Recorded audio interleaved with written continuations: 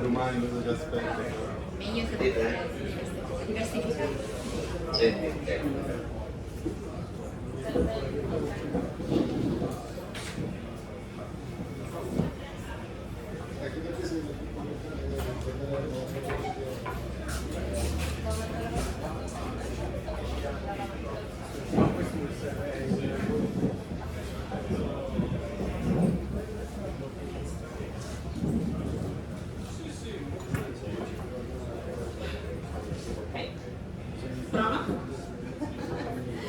Good evening to everyone, and welcome to the third episode of our 2022 program dedicated to the energy transition. As you know, this year, together with the Decarbonization and Energy Transition Committee that I would like to thank, there are some people here beside me, like Fabio, Andrea, William, Ettore, Marco. We have put together 4 events, and this is just the third, and we are super excited to start this event. This is a short story of the work that has been done to the Energy Transition Committee. Particularly, our section has dedicated a lot of efforts to the topics of climate change, biodiversity, energy transition, smart cities, social impact, and in particular, starting from 2020, we have dedicated a full program. I would like, first of all, to thank our sponsor, Digicanti, that led us to have a reduced price of the operative. And then, second of all, I would like to give the floor to our president, Paolo Carnevale, that is in contact with us from the United States. Welcome, Paolo. Thank you, Julia. Thank you to everybody here this evening. Unfortunately, I cannot be with you, and I cannot have the speech together with you at the end of this event. And this is really making me a lot of sadness. But I'm glad to open this meeting because this event is very important for us. It's something that, as Julia has mentioned before, is basically a spin-off of what we already started in 2021, the Decarbonization Fund. Now it's the 4 practical steps towards the energy transition. It's a series of events that are exactly for the industry to see what are the opportunities of the energy transition that can be taken by the whole industry. And the event of today is particularly important because it's focusing on the circular economy. What are the opportunities in the upstream industry that can be taken on the circular economy, and in terms of approach for a sustainable development. And what we are going to see today is 2 examples, basically. The first one by Doris Aldi will focus on the new life, the offshore infrastructure that were originally considered for oil and gas operations, and now they can be used like wave energy, like offshore wind, etc. And the second one is basically the using basically the geothermal potential that is associated with the gas development, because as everybody knows, apart from oil and gas, what we produce is also water. In some cases, this water has very interesting temperatures, so that it can be exploited in order to get energy, because we can throw low to medium high entropy, and this is obviously a second life for original assets that was considered for oil and gas, but then can be reutilized for basically from renewable energy. And considering that also the geothermal energy is something that also at the government level in Italy, by the Minister of Ecological Transition, Mr. Cingolani, said that this is one of the most interesting form of energy, because it is renewable, first of all, but the difference with the other renewables, it can be programmed. So it is not something that is just working during the daylight, or it's just working when there is wind. It can work 24 hours a day. So this is it. And Italy has a lot of potential about geothermal energy, and using the old wells in order to take out the hot water that can be used for energy purposes. This is really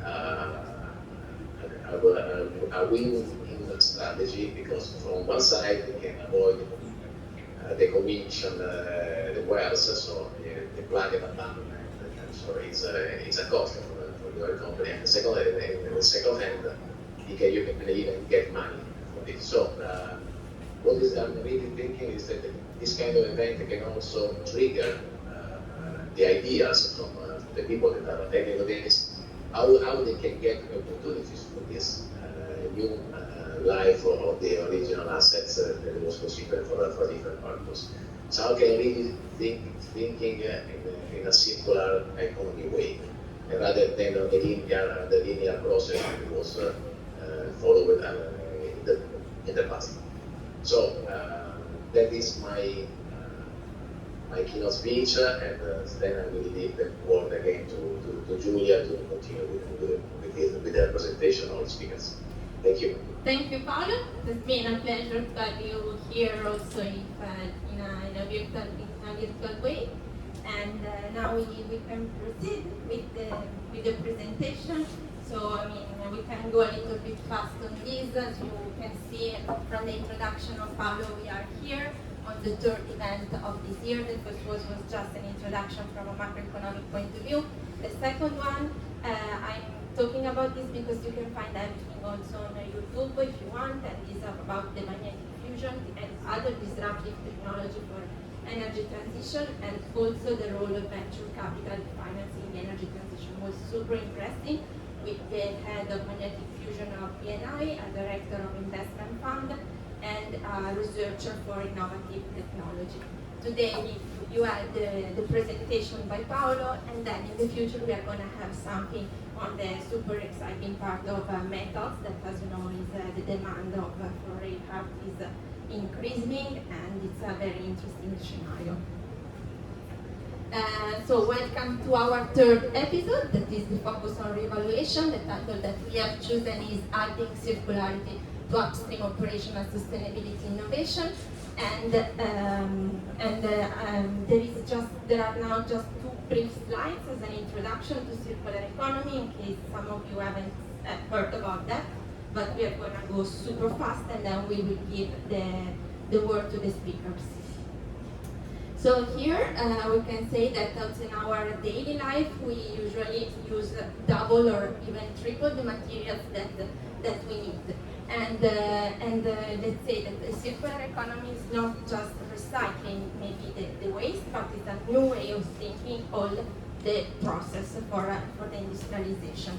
It is very important to enter in this system. As you know, circular economy is well developed across over many other sectors, and we definitely need it also in our upstream operations. As you can see, also everything upstream of the plastics manufacturers is really key to the objective of using less materials, since the population is increasing, consumptions are increasing, but the resources, we still have one planet for now. Here there is just a sort of a scheme to enter a little bit more in detail as a circularity as a solution.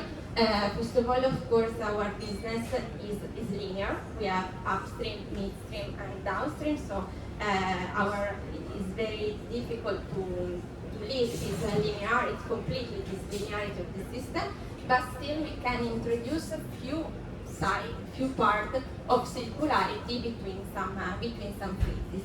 And also in order to, collect this idea, I have chosen three main principles that are the prioritization of renewable inputs, the maximization of the product use, and the recovery by products and waste. So in the next slide are gonna have some few examples, and depending on the principles, and this is mostly to say that there can be the circular sourcing, for example, and we have an example of the electrification of the platforms done, for example, in the North Sea. A resource efficiency, some industrial symbiosis and recycling from manufacturing, and then the part of the revaluation and repurposing of our assets. That is super important, super central, and today we are going to have two speeches on this part. So first of all, I would like to give the floor to Loris Tealdi.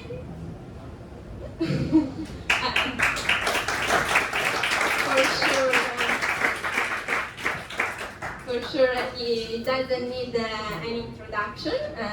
Loris has a career of 21 years in ENI. He has covered for 3 times the role of managing director in Iraq, in the Emirates, and in the United States. Now he's head of the mature assets enhancement and circular decommissioning strategies, and in SPE is a super influential person. He contributed to the foundation of Spain Professional. He has more than 40 papers, author and co-author, so super top player. And before to go in the presentation and why we are keeping your presentation, I would like to make you a personal question so that you can present yourself a little bit to the audience beside, then you say the man beside the summary. And really would like to ask you, of course now the oil and gas company are facing this energy transition, and so how it is going from a logic of boosting the production, from a logic of leading the energy transition and leading this path to the net zero economy. Okay, thank you, Julia. Thank you to SP, Paolo, and Fabio for inviting me, and thank you all for being here for this event. Well, just to reply to the question, so this is a transition to a new kind of career. It's complicated. When I've been operation, production, reservoir for all my life, so when it happened to me to be called to do the commissioning was not clear the concept in my flow. Then I realized the big opportunities behind this kind of job, because it embeds inside the opportunity of the circular economy and the opportunity for the energy transition. So even a subject that is seen absolutely as an upstream topic can become, depending on the way you read it or the way you want to interpret, a subject that is going towards energy transition. So all is really depending on the way you approach the topic, and it's really depending on the person that drives the concept. So I mean, energy transition is really up to us. It's really up to our way to lead the transition. It's not a given. In any case, let's go to the topic of the day. So the topic and the title is Path to a to a green and circular decommissioning. So you see these two terms, green and circular, that were added in the last 6 months to just the normal decommissioning work. And this is an example of doing transition while still doing upstream job. So let's go to the agenda. So first we will discuss why we are here today. Then we will go to what are the perceptions today in the upstream, in the industry about decommissioning. That is very important to capture, and also some introduction and definitions of it. And this will embed the opportunity to the need to develop a new culture of circular decommissioning, which is what I'm going to talk today, linked to the need of the energy transition that all the companies took. So let's go to the first question. So why we are here? So we would like first to not to be just a speech but a participation. So why do you think we are here to to discuss about this topic? Can someone tell something? Why do you think we want to talk about circular decommissioning? Any answer? No answer as usual. Okay. So okay, why we are here? It goes without saying. Of course, we are here for the aperitif. So that of course is the main reason why we were able to gather so much people today. But let's go to the real subject. The commissioning tsunami is really coming. Are we ready to face it? Why I talk about the commissioning tsunami? It's because nobody wants to talk about the commissioning. Nobody wants to face the reality of the cost that will come in the near future. Nobody wants to even discuss this kind of topic because it is just a cost and doesn't have any residual value, apparently, in a linear economy. And there are only problems related to it. There are HSE issues, there might be people issues, there are cost issues, there are project issues. So it's much better to keep that money to do other investment to generate more cash. But are we really ready to manage this coming wave? And it is a wave because since most of the company postpone year and after year to the following year the commissioning, or just put it under the carpet is becoming big. And so a big wave is coming, and when it will come, we will have to be ready to face this kind of topic. So I will discuss with you, are we ready, and what we should have to be ready to handle. Next one. So first of all, a definition of what it is the commission. I don't want to bore you with this, but regarding the commission is basically coming when the end of life of an asset is reached. So it is related to the dismantling of all the facilities, wells, and to put back in place the environment as it was before any kind of intervention. And also during the discussion I will talk about ABEX, so and this means abandonment expenditure, just for sake of definition. So in the decommissioning, for example, offshore, you have to do with preparatory works, deck removals, jacket removals, and many other things. But this is not the topic of today. This is just to give you an introduction. What is the perception today of decommissioning? Next. So it appears to be an easy job. It is so easy that none of the company put people to handle the commissioning. It's so easy, so you just put a team of 20, 30 people to do the commissioning, and the company will do it. Nothing more wrong than this. Because the commissioning is not a simple scrapping job, it's not unregulated, it's not cheap, it's not just a reverse engineering removal of pieces. It has a lot of implications, and it has a lot of complexities. There are a lot of threads here from the web. You don't have to read all of them, but the main concept is that when you read on the web, even if the perception is that it's an easy subject, that is something that comes at the end of the day, when you have to face it, it's extremely complicated, because one thing is to do a greenfield project where you design it, you know the size of the pipe, etc. Another thing is when you go in the commissioning, and after 50 years, you don't know exactly what you will find over there, and so it is another kind of cycle. And there are HSE applications. There are cost implications, but also there are opportunities. And today I want to talk about especially this one, the opportunities. The opportunities that you read in the web are that the commissioning can become really a key player and a key actor in the energy transition. Just read the last one. It's not important to do and to go through all of them. Now, let's first talk about the threats. The threats are this one. The first one is the value, is the cost related to the commissioning, and the costs are higher than expected. Higher than expected because every time a single company, I'm not talking about Italian company, but any company in the world, every single time they started the commissioning, they spend much more than what they expected. This is a lesson that is clear and is written in the stone. It is a statistic. They spend 20, 30, even 60, 70% more than they expect.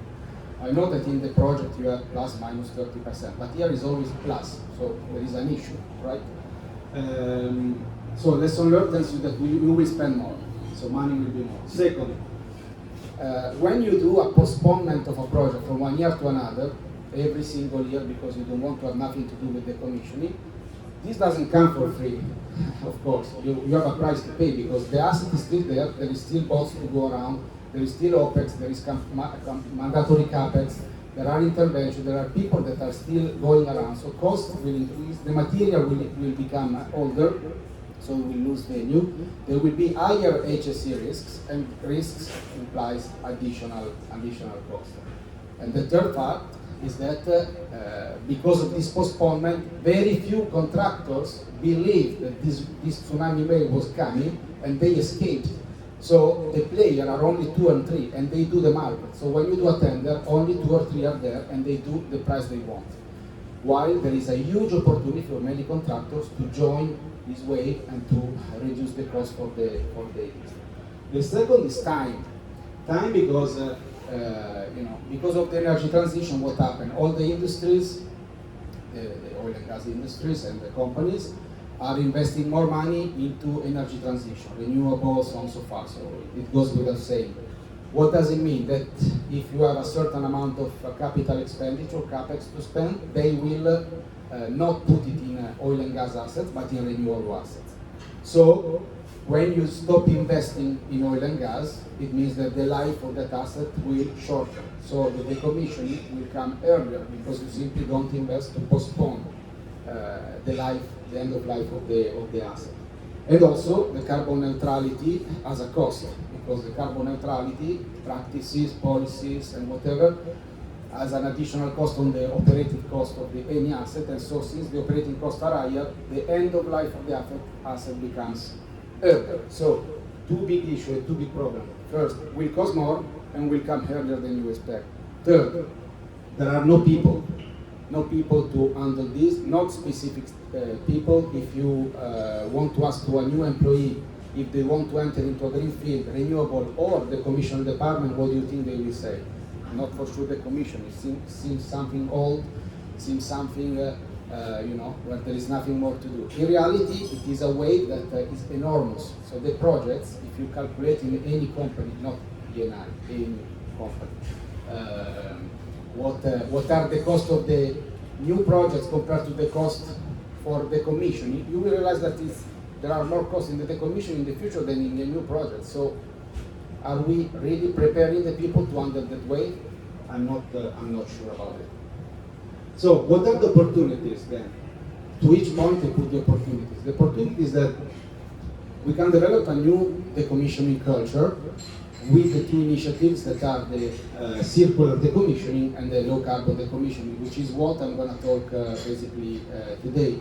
Regarding the time, we for sure can introduce a phased approach in doing the commission. So you don't wait at the end of life of an asset till the very end, but you start to do phased decommissioning to reduce the cost, spread the cost, and to start to decommission whatever it is that has a potential beneficial impact on the finance. And the third one is try to develop a path for these new engineers that will have to decommission in the future, because there is a huge job opportunity over there, because there are very few, and there is opportunity to learn and also to develop into the circular economy. Next. So, in a nutshell, the perception is that today the commission is seen as a cost to avoid, to minimize, and to do not discuss. The new perception, the new culture is that has to be a regeneration opportunity. So each single system is not a cost to avoid, but is a system to regeneration opportunity to be used for the energy transition. So this is the new mentality. Next one. In particular, we have to focus on the value. So the value of the assets is still there. So first, you have to make sure that you squeeze the oil field to the bare limit. So you do all what is physically possible to squeeze till the last drop the oil field. So it's not just go to the commission because I don't know or don't want to invest money in taking the last drop. So first you have to squeeze it to the maximum limit. Second, you have to try to utilize all what is your asset. So you have to utilize not only the asset but also the components and the material that you have. And only if you fail in number one, squeeze, and number two, circular economy, then you go to the commissioning. So the commissioning is not, it is really the last part, so I would really not like to talk about the commissioning. We have a huge amount of job to do with number one and number two. In this way you can postpone the decommissioning but creating value, not just avoiding it for sake of avoiding it. So the circular decommissioning approach is based on two pillars. The first one is of course the cost optimization, because it is true that there are costs that are growing, but there are also opportunities, because if you start to, in a circular economy approach, reutilize the material, the asset and components, you can get some value out of it that before was just put zero into the balance books of each company. So you can reduce the cost. And then, of course, has a huge impact also in the ESG, because it has an impact on the environment, because you can reduce the CO2 emission, utilizing material, utilizing asset, and so not building new material, new asset. This has a huge impact on CO2 reduction. Has an active social impact, because it's not true that with the commissioning everything is finished. It's just the beginning for other companies. It's just the beginning of a new life for 10, 15 years for other companies that are able to utilize, recycle, or to the asset and the materials. And also in terms of governance, because it creates inside each company the possibility to properly manage and maximize the value of it. Next. So what is the approach? The approach is that we should be systematic. So we shouldn't leave this kind of topic to the single people coming here and there. So it should not be a people-driven process, but system-driven process. And to do so, we should use the 3R approach. So the reuse, recycle, and reduce approach. And we should do it at 4 different levels. The first one is you have an asset that you squeeze to the maximum limit. So there is nothing more to do about oil and gas extraction. Now, what could be the reuse and repurposing of this asset? And so here there is really the transition coming. So today we will talk about the geothermal, but there is CCUS, biomethane, pyrolysis, renewables, wind, solar. The asset can be utilized with this kind of concept. Then, second step, if and only if there is not a way, after you discuss for months with all the specialists, to utilize the asset, you start to look at portion of asset. Maybe you have 6 platforms, you can utilize 2. Maybe you have a deck, you have living quarters, you have a portion of asset that can be utilized. Have you verified this? Today, not. You go to the commission, you decommission everything. So only after the second step, you can go to the next one. So if you are not able to utilize a portion of asset, then you go to the components. Inside the platform there are turbines, pumps, valves, whatever. Are you able to utilize these pumps, these turbines, this compressor? Maybe that compressor that is decommissioned in country A can be utilized in country B because it's still valid. Are we sure we are just decommissioning and throwing away value without even asking ourselves if it can be used somewhere else? I'm sure that as of today, we are not asking this question properly. If and only if you are not able to utilize the components, then you go for material. And you have a lot of material. You have tons of metal, tons of silver, of copper in the pipes. You have rare elements, so on and so forth. So really, you have a long way to go before you say I go to the commissioning. And so what we are trying to do is really to define a new process to systematically go through these kind of things before you go to the commission. So in my life, I don't want to do any decommissioning, to be honest. I want to study all what we can do to avoid the commissioning. That would be my opportunity. Next one. Some example of system reuse, just carbon capture and storage, plants conversion to biogas or geothermal, reconversion to biorefineries from conventional refineries, offshore platforms with wind for renewables, jacket utilization for hydrogen. In Indonesia also they doing reefing and diving resort, so they take the platform becomes a diving resort for scuba diving.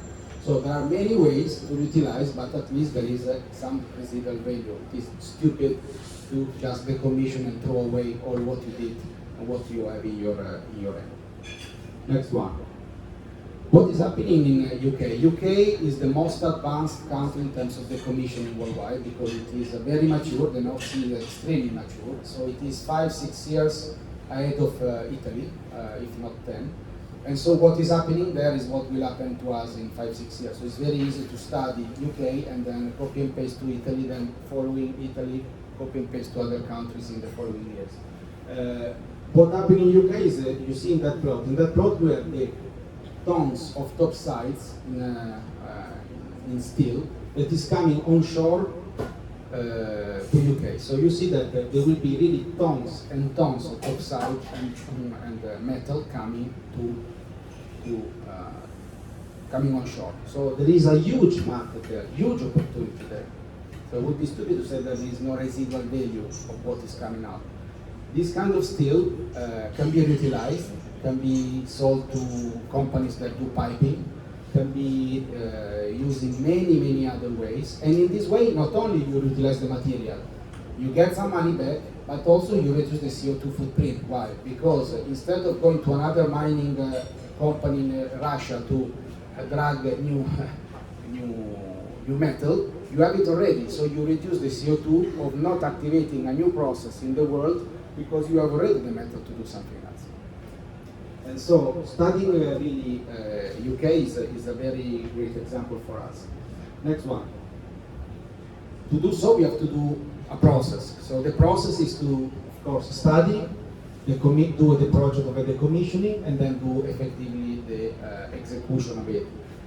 But in order to do this process, we have to put some gates in order to define what we have to do step by step. So first of all, the studies of decommissioning should become studies of circular decommissioning. So new chapters on utilization of asset, utilization of partial asset, utilization of component, utilization of material. If you have done these 4 chapters, okay, talk about decommissioning. Have you evaluated if you can do decommissioning in way A or B or C? Which is between A, B, and C, the one with the less CO2 footprint? Choose the one. So all of this should be part of the commissioning studies. If you have done this, and you really have to go to the commissioning as the last step, then you have to try to reevaluate and utilize the asset properly. And so there should be a sort of gate where you decide, yes, I can utilize this platform for wind, for whatever, or simply adjust the commission and throw it away. When you can go to the execution, you also have to evaluate all the possibilities to utilize the components and the material. Of course, to do so, you need a database, a new database in order to map all what you have in hand. And it's not easy to know what you have in your hand, especially for old assets that have been, maybe, I don't know the term in English, cannibalized. So you don't know, you think that you have something, but you don't have it anymore when you go there physically, and so you have to understand what's left. Next. So, why we are here? I come back to the first question. The real answer is that we are trying to push the world towards this new approach of circularity that requires a lot of effort, but especially requires a complete change of mentality. So it's not really related to new approaches, guidelines. It's a matter of mentality. It's the mentality of utilization. And if you are able to transfer this to your kids or to your workers or to your colleagues, the game is already 70% done, because every time they think about something, they start to think, how can I use it in a different way before throwing it? And decommissioning is the perfect case and the perfect subject where this can become really a big opportunity for the future. For this, I thank you. I leave it to the question, and of course, you are one step closer to the operative. You still have another subject to go. Thank you very much.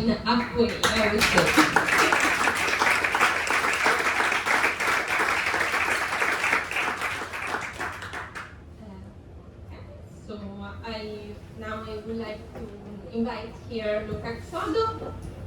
Sorry.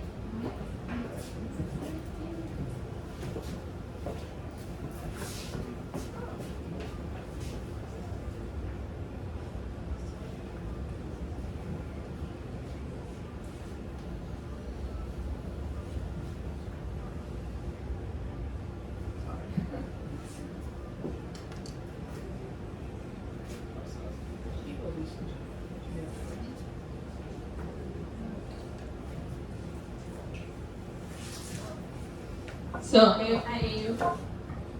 know. Computer is still focused on the food.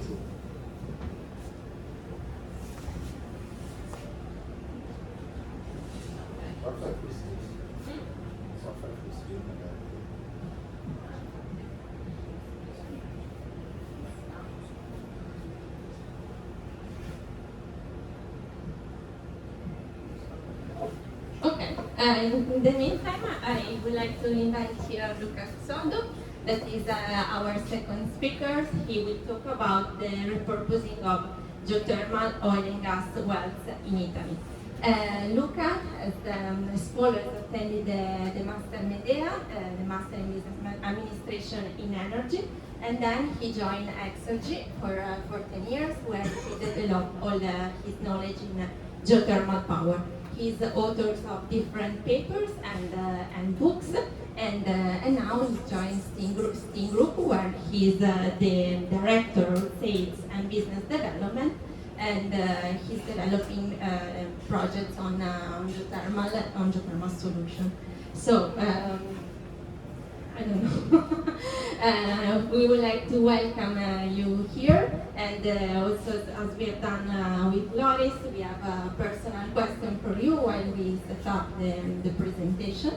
And the question is, we are now in the decade of geothermal, as very often we can hear the times from 2020 till 2030.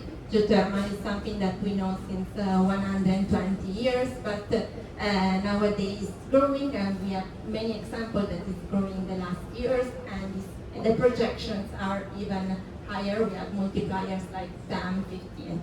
So we would like to ask you about your intuition to go to geothermal power after you finish your master media. Thank you, Julia. Thank you, everybody. Thank you for the invitation and you for joining. I'm an energy engineer. So I started my university thinking about renewables, and I had a master's thesis in geothermal. And then I came here to Eni for my postgraduate master in business administration in energy industry. And then I was called back from the geothermal industry, especially to develop a kind of turbine which are the organic ranking cycles. And I took that occasion to get back to renewable energies. So let's say, I always say that geothermal is somewhere between the oil and gas and the renewables. And I think it's my path is quite an example of this. Very good. Very good. Here we go. Okay, so today we're going to talk about what, in my opinion, is one of the most important things in the perspectives of the oil and gas industry, and especially the upstream oil and gas industry, in the renewable marketplace. And I'm going to make a couple of examples of the reuse of depleted wells, but also the, let's say, co-use, the use of, let's say, the geothermal resource and the oil and gas resource together in the same place, in the same well. So first of all, as you may not be that much into the geothermal sector, I start with a brief, very, very brief explanation of what is what we call geothermal. So in general, a geothermal resource has three features. So one feature is that there should be a thermal source. The second feature is that you should have a reservoir. And the third is that you should have a fluid, which means permeability in the end. In reality, you have a flow of heat obviously everywhere in the world, but there are some thermal anomalies. So where there are these let's say anomalous gradients, you have a certain difference in temperature going deeper and deeper, which is different than the average one. So the average one is in the range of 25-30 degrees per kilometer. So 25-30 degrees per kilometer means that if I go 1 kilometer down, I get about 25-30 degrees more than what I have at the surface, and then if I drill deeper and deeper, I can reach interesting temperatures. But when we usually talk about geothermal, we talk about geothermal in the areas where there is an anomaly. And the areas where there is an anomaly usually have a much, let's say, increased areas of temperature increase, while we go deeper. So for example, this is an example of Mount Amiata in the south of Tuscany. So here we have two reservoirs, and then I will explain you why I say there are two reservoirs. But we also have a strong anomaly.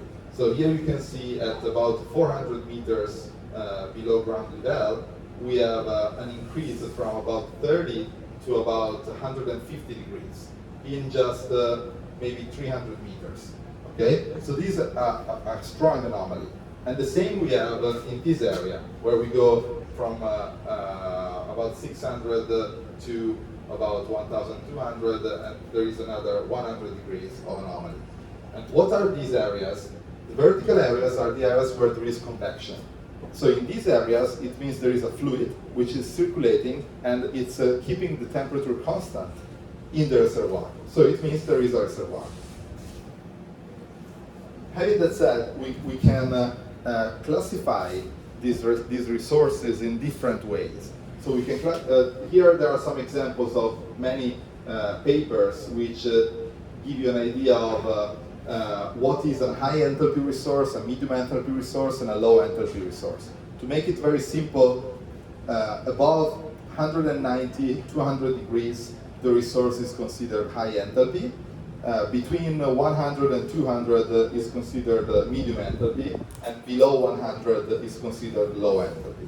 Then we have a kind of low enthalpy, which is the temperature of the aquifers, which is generally in the range of 15 degrees or 20 degrees.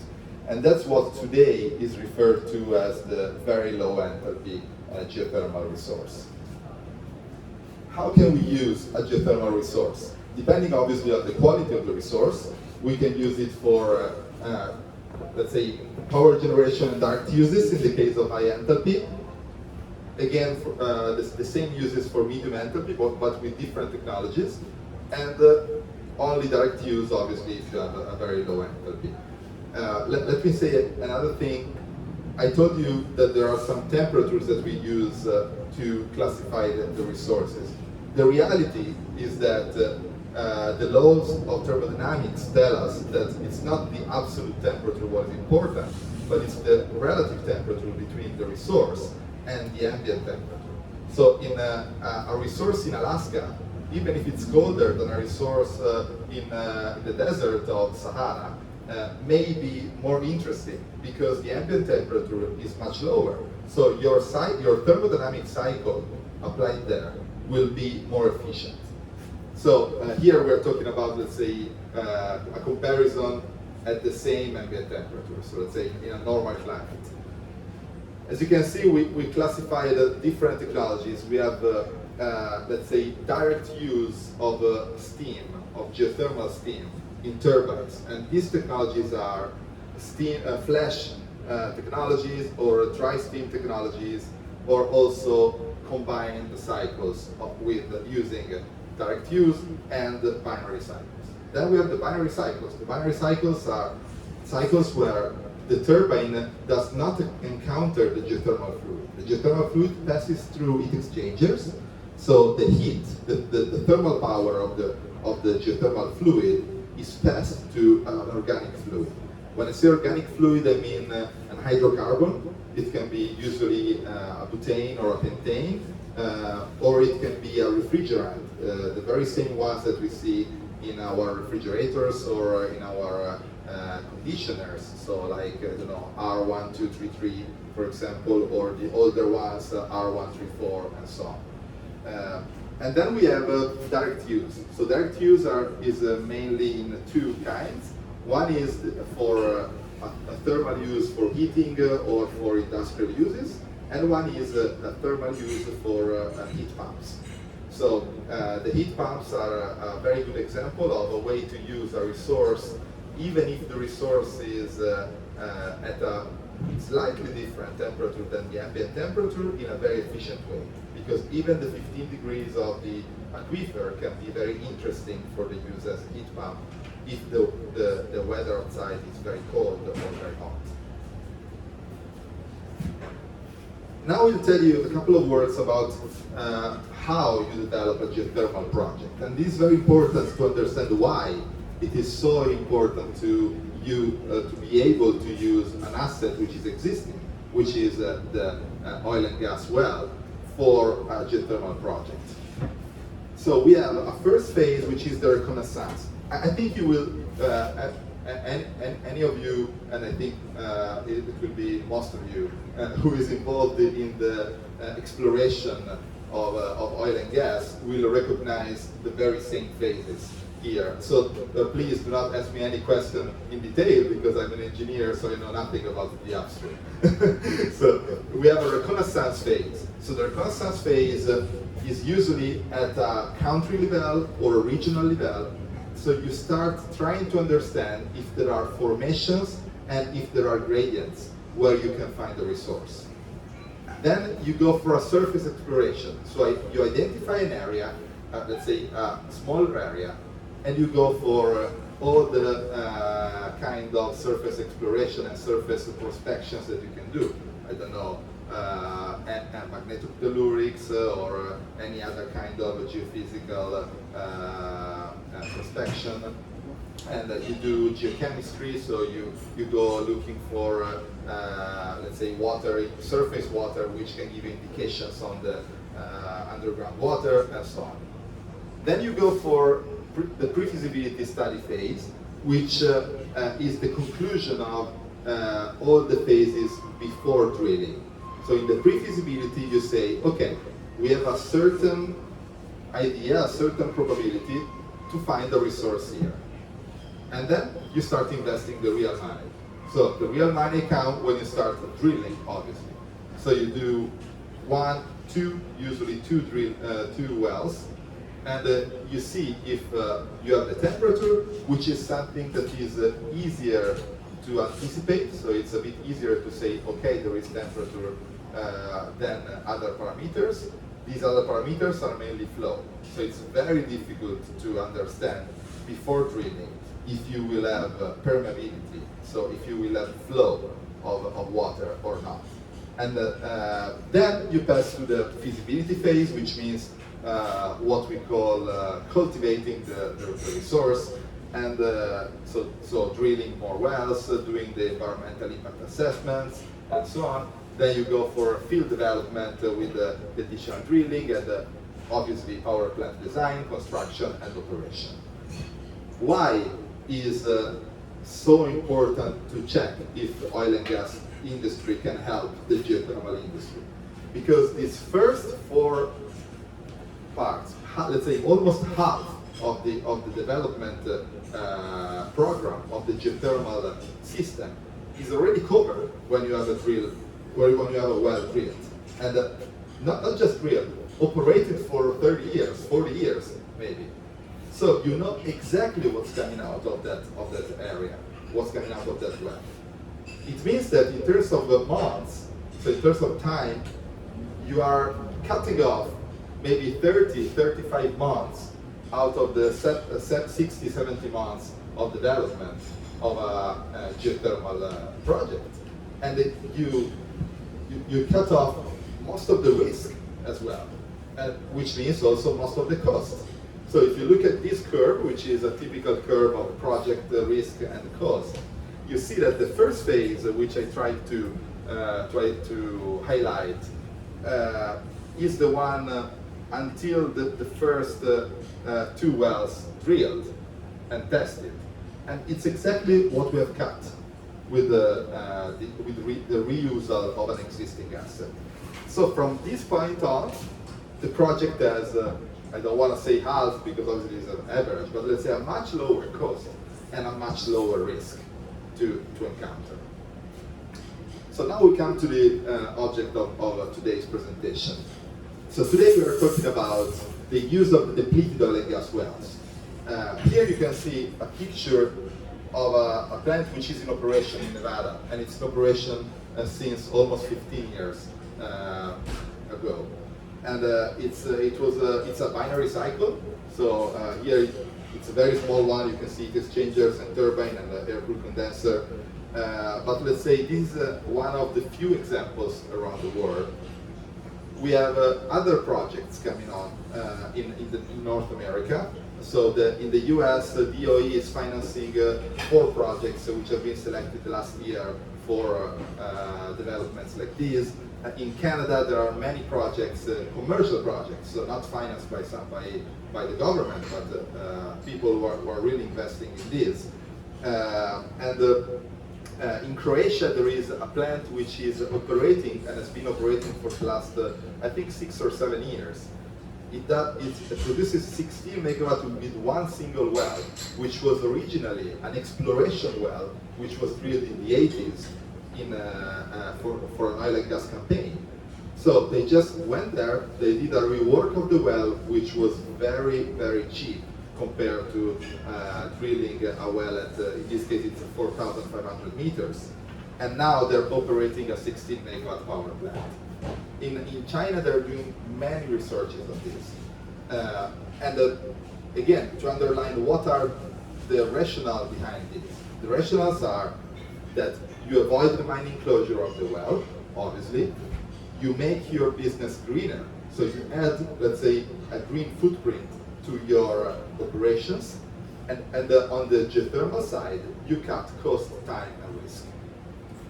Now we get into the case study of Italy.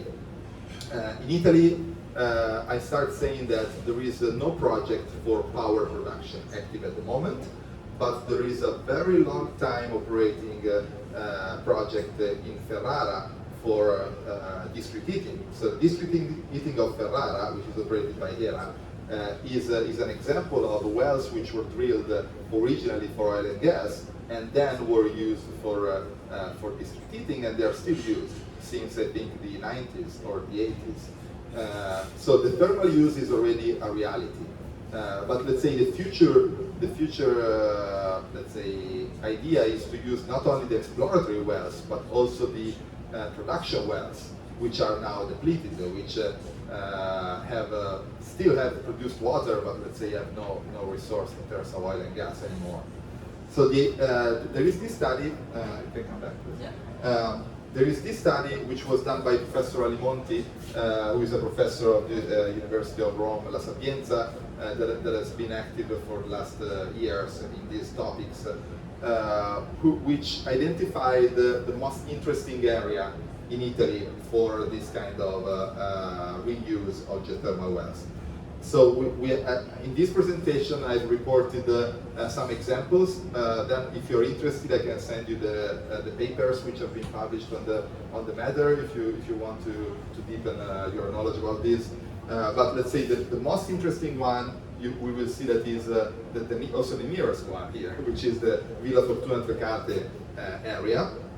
Then we have the Gaggiano area in the south of Lombardy, and I also put an example of another a bit farther area, which is the Minio field in Sicily.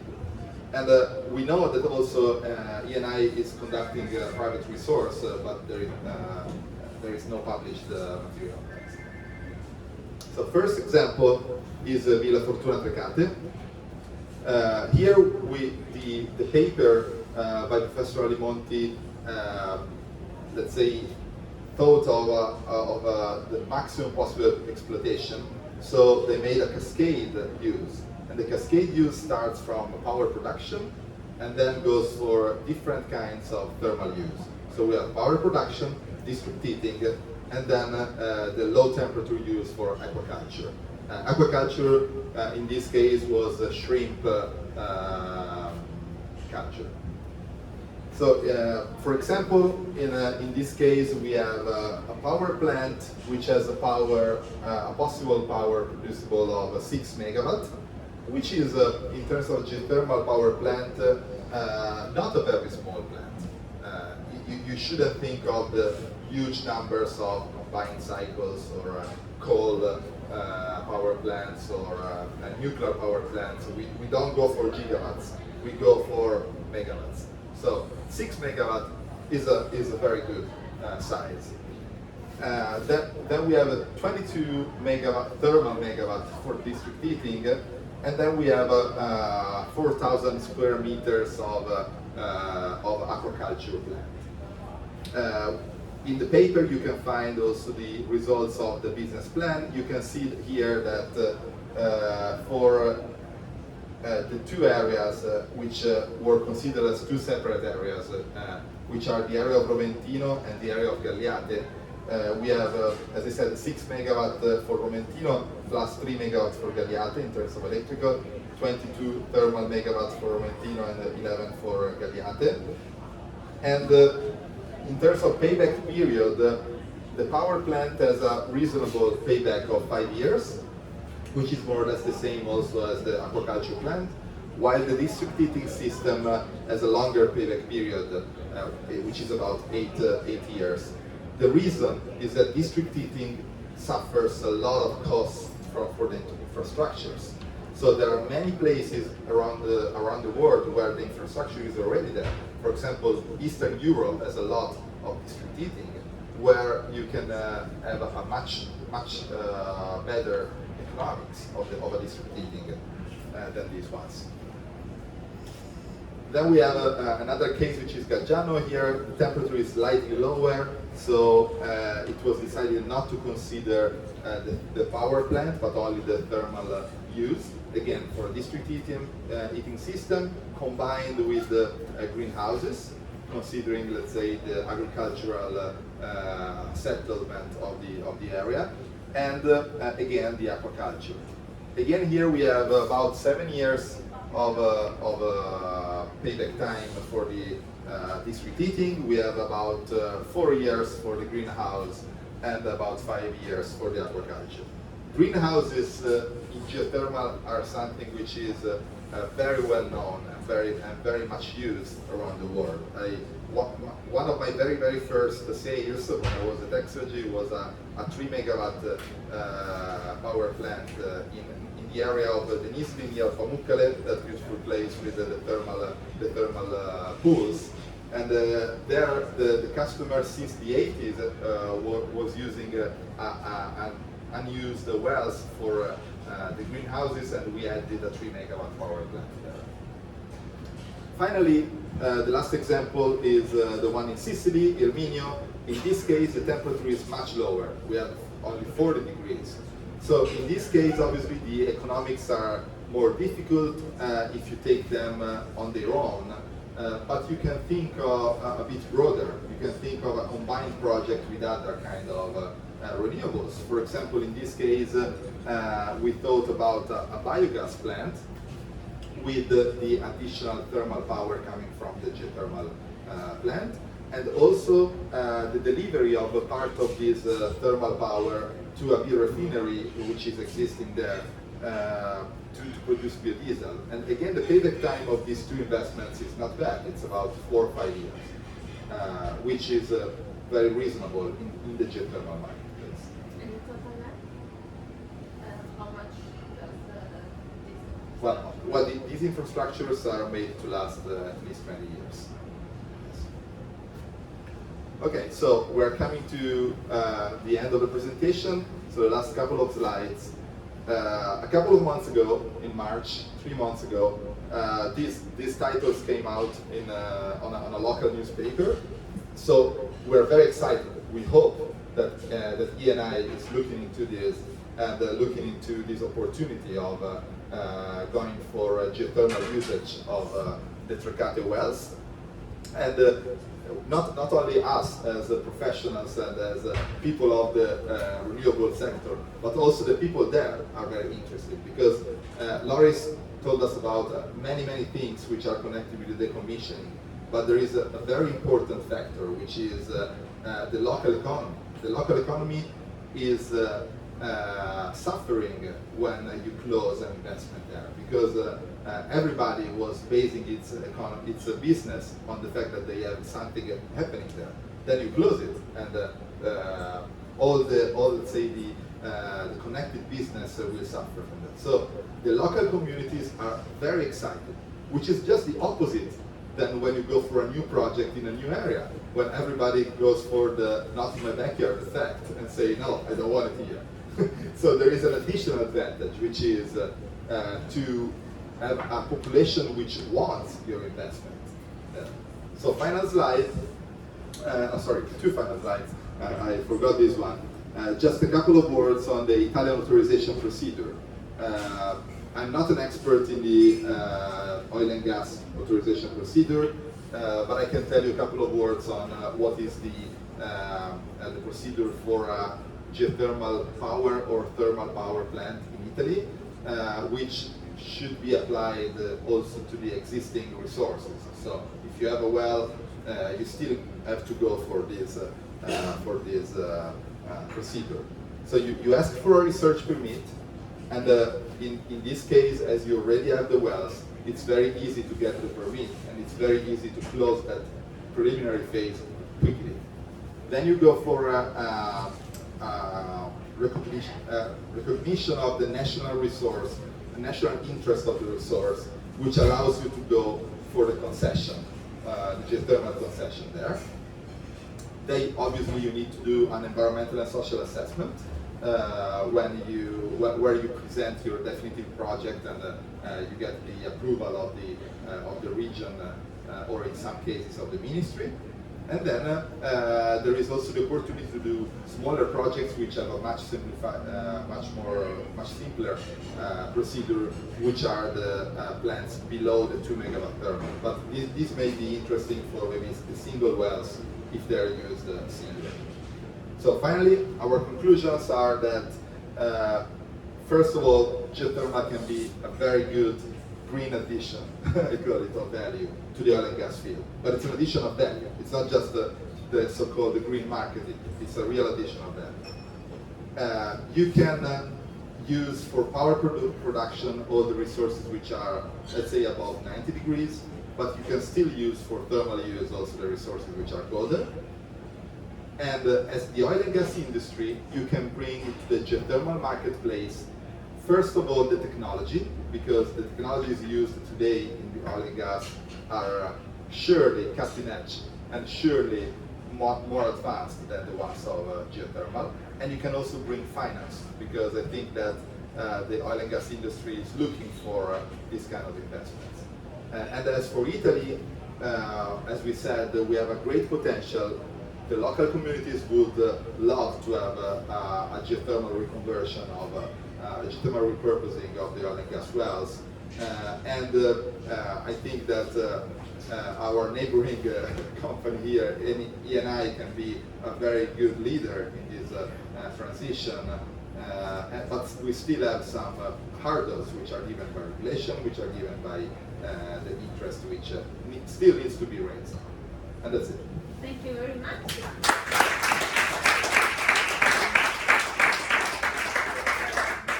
Insightful, super interesting, and from? Okay. Thank you very much. Super insightful and super interesting. Now is the part of the questions and answers. I think we still have 50 minutes before the aperitif. Doris, would you like to come?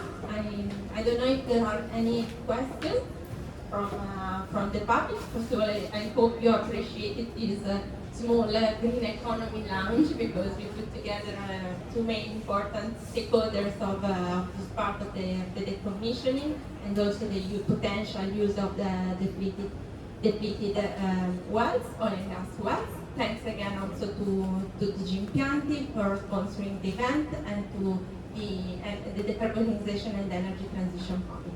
I would like to know if there are any questions from the public. Otherwise, I can break the ice. Okay. First of all, thank you for your presentation. Very well done, interesting and well done. I'm Roberto Gazzetta, reservoir engineer in the Norway UK group in ENI. I have a question for Loris. Actually, they are two, but okay. As you told, we are going to be hit by this decommissioning tsunami. But I can imagine, tell me if I'm wrong, this is going to hit maybe some geographical area before than others. So maybe we are going to be hit a little bit earlier than developing countries or other areas. But are we making it possible to make the decommissioning a little bit more convenient? I mean, it is really difficult to make the reuse for parts of our assets. It is really costly to make our assets apart. Like, for example, I have 5 pies and I have to try to find a place for them. But are we making synergies with the design departments and engineering departments to use full pieces of plant or even full plants and to transport them in other parts of the world where they are useful, for example? Thank you. Yes. Thank you for the questions. Yes. So the first part is it is true that in different regions, different countries, there is a different kind of maturity of assets. And so, as I told you, North Sea for sure is an area, at least for the shallow waters, where for sure this tsunami wave is already coming 2024-25. While the next one will be probably Mediterranean, Italy, USA, the Gulf of Mexico. These are the most advanced. Indonesia, and Australia. The others are also coming, but in African countries, for example, there is first the regulation doesn't apply you to do the commission for a reason or another. The second is that the African culture is more to continue forever and ever without any kind of decommissioning. So changing the culture in Africa will be more complex than for sure in Europe, where we are, by this perspective of circular economy, at least 10-15 years ahead of schedule. So this is an opportunity because what we will do, for example, in the UK can be replicated somewhere else, so you can learn from others and circulate. Now, coming to the second part, which is if we are really investing in utilizing this kind of asset, we just started basically, in the sense that the pandemic at the end of the day created the energy transition trigger in a way or another. And so all these kind of ideas are just coming now because it is now the time to think and to find solution. And so we are really at the beginning of investigating already when you do a project to do it in a way that thinking already to the circular decommissioning. So in a green project, maybe you can already design today something knowing that will be decommissioned in a certain way, will be utilized already. So you have to decide it now. This is just at the very beginning. In other areas, the utilization is already there because utilization for CCUS is something that, for example, ENI is doing in UK, European Day, and in Italy, and so on and so forth. So it's already ongoing, but as I told you, it's really an area where the bright minds of engineers can really work. So I find that it's an area where, and as I told you at the very beginning, when you asked me what is your role, I mean, I always did something different, and I was told you go to the commissioning. At the beginning, I was not that happy, to be honest, because to me, my mind was, okay, it's the end of the process. It's not so exciting. Then when you understand this and you transform this subject in something new, then you realize that it is just new. So theoretically, I see that many youngs that now are doing greenfield will join the commission in the next 5-6 years, because, and those that are already mastering this subject will be the key player, because only very few know how to do it, and all the other have to think and have to learn from that. So it's an area where your capability and your way of thinking and your lateral thinking can be important to find solutions. So it's a great area for cooperation. Cooperation means that when you have to talk about repurposing of assets, you have to have around the table, okay, the commissioning experts, but you also have to have the guy of renewables, the guy of geothermal, the guy of engineering, the guy of R&D, the guy of, you have to have a table with 10-15 disciplines all around, and only in this way you can find a solution. It cannot be a single player game. Perfect. There was another question. But we super interesting to know how maybe the real computation of things are done, for example, in area like drainage or I would say that it can be super interesting to see how the utilization of this material are done in area like drainage or shipyard, where the rest as a habit are much more shorter than the rest that we are using now. So the issue is that in many companies, when you have pipes, I did mention some companies, but when you have old pipes that are just metal, they are declared scrap material, so they go to garbage. What you are trying to say and to impose now that there is no scrap material. The area of scrap material is finished. There is only an opportunity to be valorized. So as of today, many use it as a scrap, as a garbage, and there are companies coming, or either you pay them to come, or it's for free, you get the material and they take it away. Now they should pay us for the material. It's a different game. There was another question. Jonathan Ferroni with Petroli. Thanks to you for a very thought-provoking talks. Actually, my question is for Rob. It is about the complexity which is involved in circular decommission.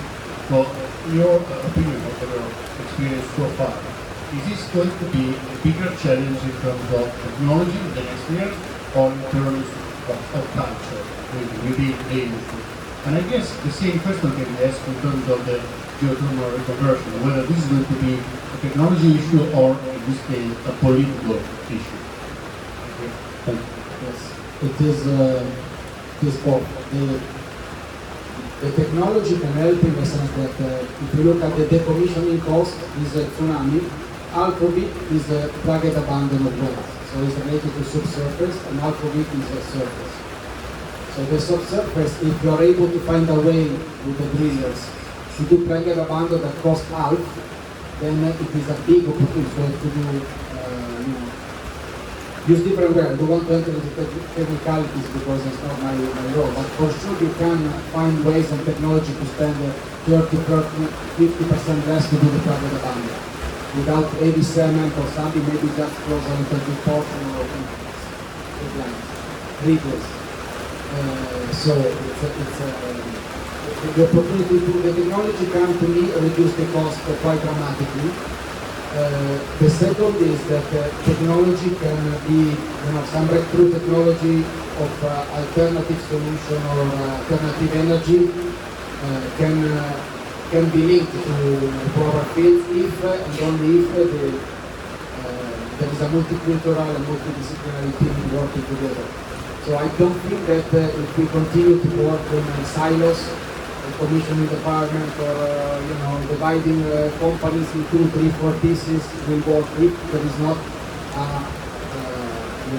a forced kind of discussion among all the departments and all the actors. Without that, it's very complicated to find solution. So you have to be sure that you have always all the actors around the table, independent of the grade, independent of the departments, independent of whether it is chief or manager, you have all the departments there. That's where you miss some solutions. For the case of geothermal, I think that the technological problem is not a big issue. There is some technological issue related to, let's say, the management of the fluid when there is still a production of gas or a production of oil. For example, in Croatia, another example is a co-use of a well for production of gas, which goes into cogeneration units, and the water, which goes into the geothermal plant. But sometimes you have let's say a water which is very dirty in terms of the content of organic fluids, and so there are safety issues to encounter, and there is some technological step to do. But the main point is about the investment culture. So if the oil and gas companies decide that geothermal is an interesting path to pursue, I think that there is no need for any technology. There is just the need for obviously the correct amount of investment, and on the other side the correct market to sell the energy. Because obviously if you are in an area where electricity is not interesting or thermal power is not interesting, you can do much if there is no demand. Anything to add from the side of government, for example? What can the government have done to incentivize the thermal? Yeah, sure. I think we are going out of the incentives culture, at least around the world. So most of the markets are self-regulated and are more and more self-regulated. So there can be some incentive to reach the maturity of a market, and that obviously there must be a good regulation to not to block the project, which is the main problem with geothermal in general, in Italy especially. Where the 7, 8 years, 6, 7 years that I put in the timeline in Italy are not enough for the authorization. So there are projects which, the greenfield projects of geothermal which have been in authorization phase for 10 years now. So that's a big issue. And is the ecosystem ready? Like other suppliers? Yeah. Yes, the market is there. I don't know what you want to do because I think we cannot hear that one 7:30 time for the aperitif, so maybe you can proceed with the questions during the aperitif. Thank you very much. Thank you very much.